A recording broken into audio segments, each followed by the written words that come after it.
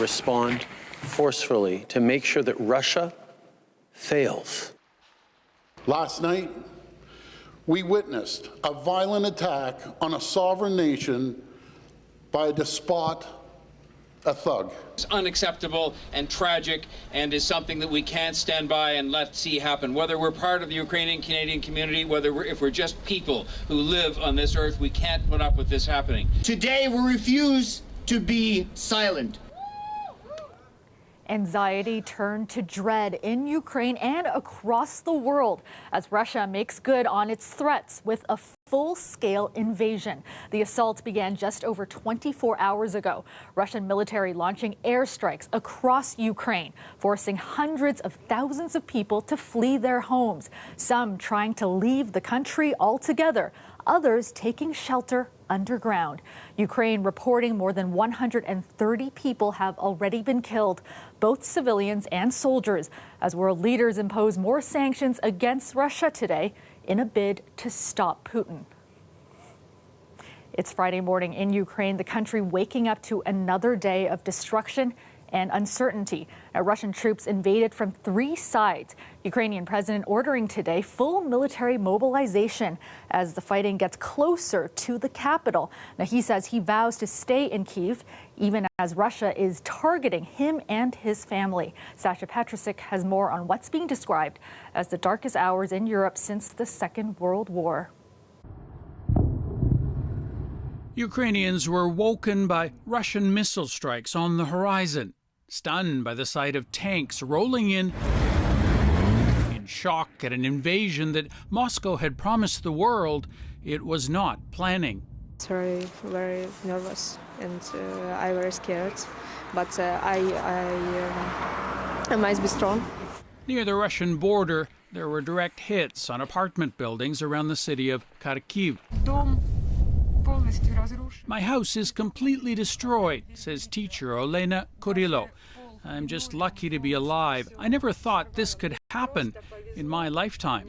Putting his country under martial law, President Vladimir Zelensky warns of a new Iron Curtain being dropped across Eastern Europe by Russia.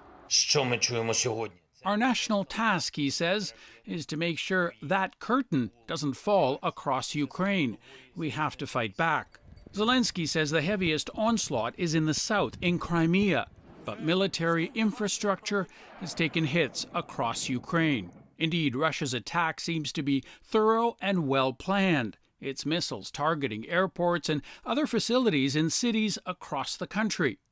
Troops streaming in from Russia and Belarus, where they've been amassing for weeks. Russia's big target today was in Chernobyl to the north, with fighting around nuclear facilities that are still leaking radiation. Meeting with business leaders in Moscow today, Russian President Vladimir Putin blamed an unspecified security threat from Ukraine for the invasion. It's a desperate measure, he says. They left us no other option. Ukraine created such security risks that we couldn't react differently. Now the options for Ukrainians are limited too. Many scramble for shelter in subway stations. This father worried for his 2-year-old. The war stopped. Strach за ребенка. Thousands of others stream across western borders into Poland, Romania, and Hungary, fleeing a Russian invasion that shows no sign of slowing. Sasha Petrusik, CBC News, Toronto. The GTA is home to a large Ukrainian-Canadian community, many with loved ones back in Ukraine. Now tonight they gather to show their solidarity. Dale Manukduk joins us live from Nathan Phillips Square, where a big rally was held this evening. And Dale, what did you hear from the people there? Yeah, Kelda, it wasn't just Ukrainian Canadians in the city, but the city itself. Here at Nathan Phillips Square, to my left, the Ukrainian flag is flying high, and behind me you can see that the Toronto sign is lit up in blue and yellow. The same goes for the CN Tower. And actually right now on the ice there is somebody playing hockey with the Ukrainian flag draped around their back. Mayor John Tory, he addressed the crowd of nearly 1,000 people at its peak, and the message was clear from the supporters and organizers that I spoke to. They are desperate for help from Canada and Western nations. A lone saxophone player serenading the crowd with the Ukrainian national anthem. But if there was any sense of loneliness, it was drowned out by unity. Stop Putin! Stop Putin! Many Ukrainians addressed the crowd, joined by others, including those from the Russian community. Today we refuse to be silent. There are Russians who support democracy, who are against Vladimir Putin, and who stand with Ukraine. Many in the crowd emotional, leaning on each other for support as they feared for their loved ones back in Ukraine. 1-year-old twins who still sick of Omicron, but they have to sleep on the first floor of the building in Kiev because they're afraid of bombing. When you see a photo of, smoke, it's hard to ignore. When you know that they have young children, it's hard to ignore. The fear palpable throughout the Ukrainian community. Привет, mom. Toronto's Varvara Shmigalova called her mom in Kyiv this morning. I was just really hoping she's gonna pick up. Like that the only thing, like you just really hope they're not dead yet. But it was a conversation with her grandparents, who are using an underground garage as a bomb shelter in Ukraine's capital, that shook her most. They're just telling me it's okay, don't cry, we lived a good life. It's okay if we die, you have to be fine, and I can't be fine. At Barrel House Korchma, Ukrainian restaurant in Toronto, we are talking about how we can help our brothers and sisters in Ukraine. Maria Tesak praised her fellow Torontonians will be moved to help. Back at the rally, Mayor John Tory reassured where the city stands. It's unacceptable and tragic, and is something that we can't stand by and let see happen. Whether we're part of the Ukrainian Canadian community, if we're just people who live on this earth, we can't put up with this happening. The League of Ukrainian Canadians says it's time to freeze all assets associated to the Kremlin. Ukraine needs all the support it can get from the government of Canada and Western governments, where it's additional military aid, humanitarian aid, financial aid, so it can withstand Russian aggression. Now, Kelda, the rally that was here earlier today, it started with 15 Russians standing up against Putin's aggression towards Ukraine and grew into what you were able to see. And there are going to be more on the way. Tomorrow there's going to be a rally at the Ukrainian consulate at 5 p.m. and then on Sunday another one. The location is still being worked out. Thanks so much, Dale. That's our Dale Manukduk live for us at Nathan Phillips tonight.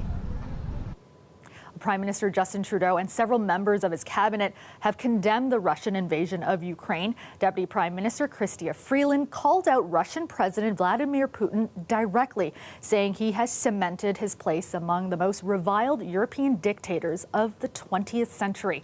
She also addressed Canada's Ukrainian community. To my own Ukrainian Canadian community, let me say this. Now is the time for us to be strong as we support our friends and family in Ukraine. Now is the time for us to remember Ще не вмерла Україна. The Prime Minister called the invasion the greatest threat to European stability since the Second World War, as he announced more measures. Sanctions are being put in place against dozens of individuals and entities, including members of the Russian elite and major banks. Canada is also canceling all permits for exports to Russia. More than 3,000 Canadian troops have also been put on standby to deploy for NATO operations if needed. Now, for its part, the Ontario government is providing $300,000 for humanitarian relief in Ukraine. And the provincial minister responsible for immigration says the province is looking into helping to bring in Ukrainians who are fleeing the invasion. Lorena Redekop has the latest. It's one of those rare moments in the legislature when all four provincial parties stood together. Last night, we witnessed a violent attack on a sovereign nation by a despot, a thug.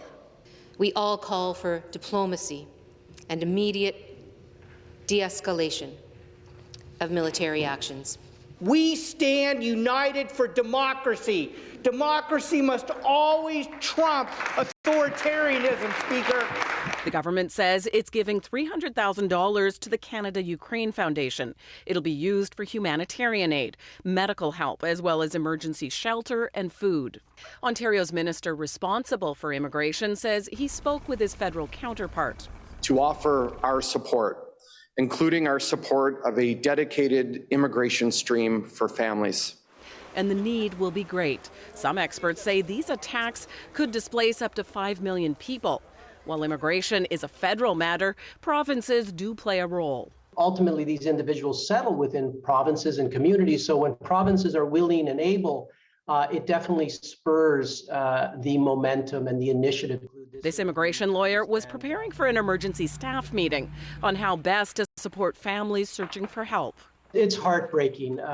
You know, we've been flooded with calls already, and people are obviously desperately concerned. While people are looking for help immediately, he expects it'll take weeks or months to bring Ukrainians here. Some could be fast-tracked, especially if they've started their immigration process. Those are ones that have already been vetted. It's easier to move them, so there's certainly a backlog there. And then you have to move more quickly to the most affected areas and understand, are you able to accept 10,000, 20,000, 30,000 beyond normal immigration streams? He says governments will now have to quickly figure out those numbers. According to Minister McNaughton's office, they've already been in touch with the private sector and have secured hundreds, if not thousands, of jobs for any Ukrainians who arrive here. Lorenda Bradicop, CBC News, Toronto. Meteorologist Colette Kennedy joins us now with a first look at the forecast. And Colette, we have another round of snow coming our way. Well, Kelda, I am happy for those snow lovers that we have, because here we go again with yet another system bringing us a decent amount of snow. However, it is tricky on commuters and many others who are getting a little tired or worn out from shoveling and such. So the winter weather travel advisory, all the areas you see in this turquoisey blue, so most of southern and eastern Ontario are in this. Now, where we don't have a winter storm warning, but where we have the snowfall warning, that's into eastern Ontario. There, the amounts look like they're closer to that 15 centimeters in terms of this range of 5 to 15.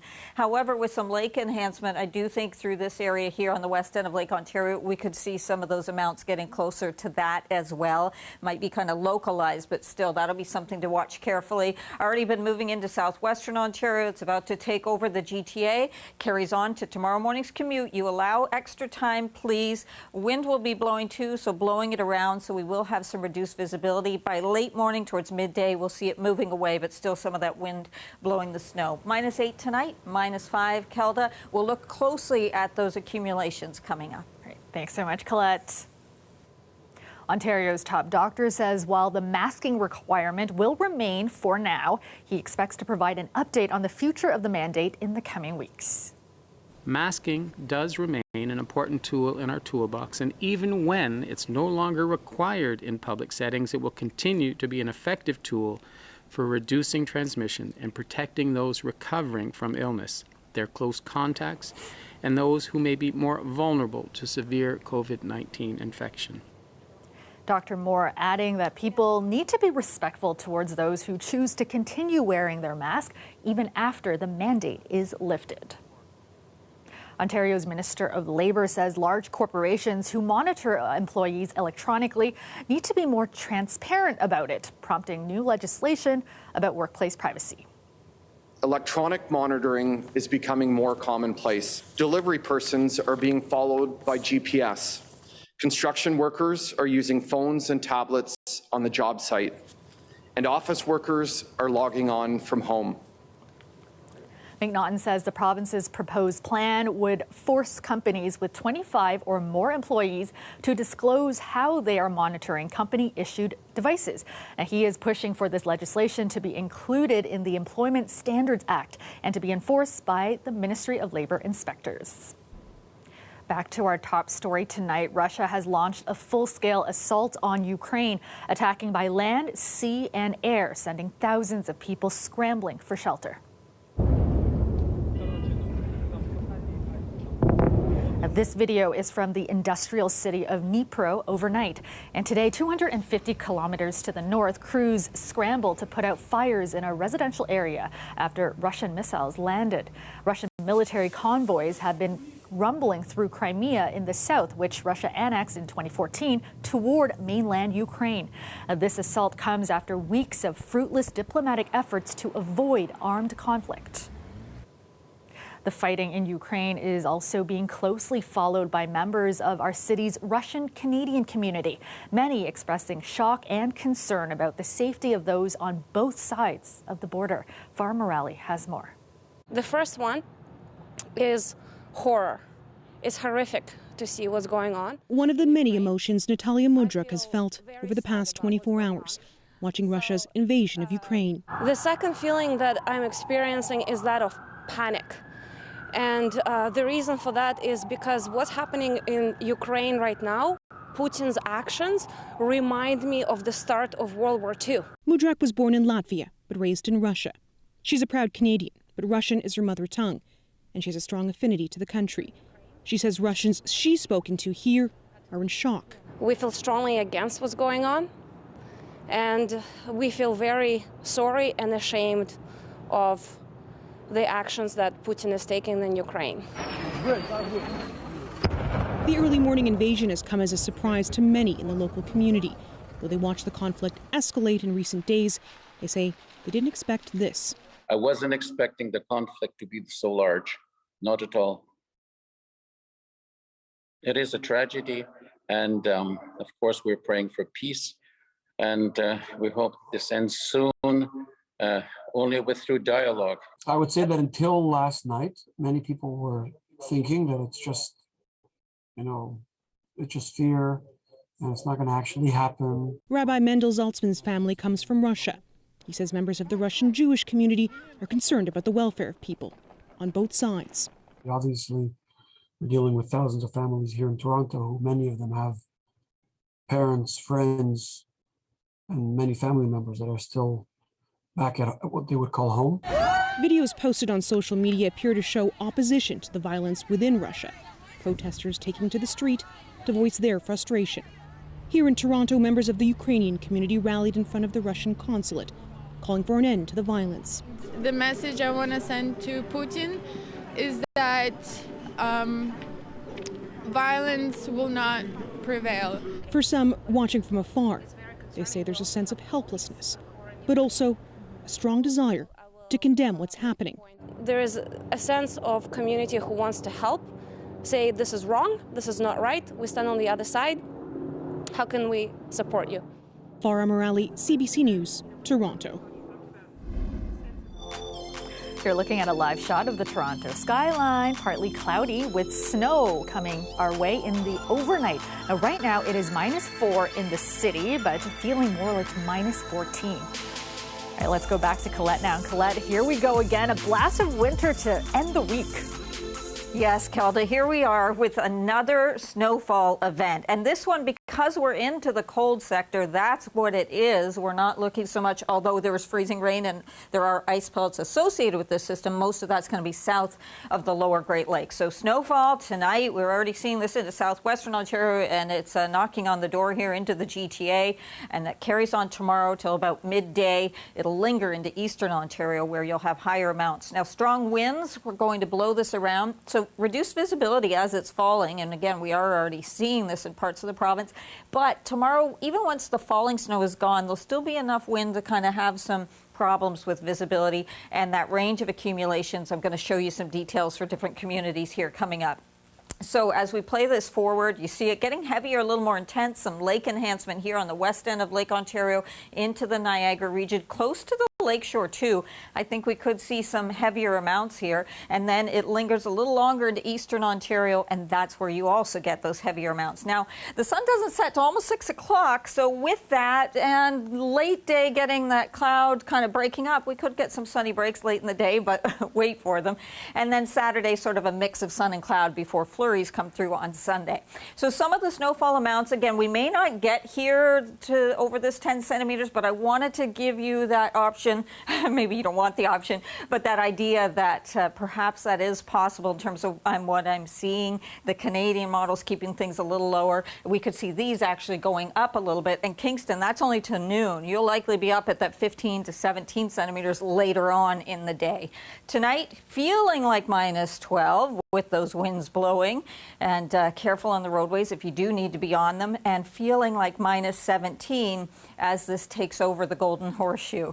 Look into Saturday, a little bit milder, still below seasonal, but minus 2 for that daytime high. And then on Sunday, we're looking at a high of minus 1. We don't really get above freezing there till we head towards Tuesday, Kelda.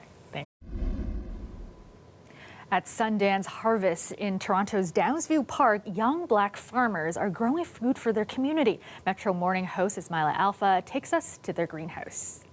Tell me where we are and describe what we're looking at here. We are at Sundance Harvest, and we are a year-round farm. We've got 1.5 acres, and right now we are in one of our 2 greenhouses. Around you, we've got 4 beds of arugula.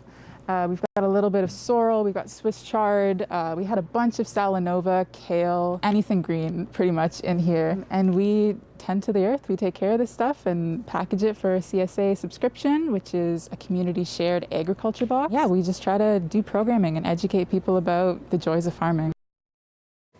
And that's our show for you tonight. Thank you so much for watching. Dwight Drummond has your next local newscast tomorrow at 6. Shannon Martin will have you covered tomorrow at 11. Have a great night.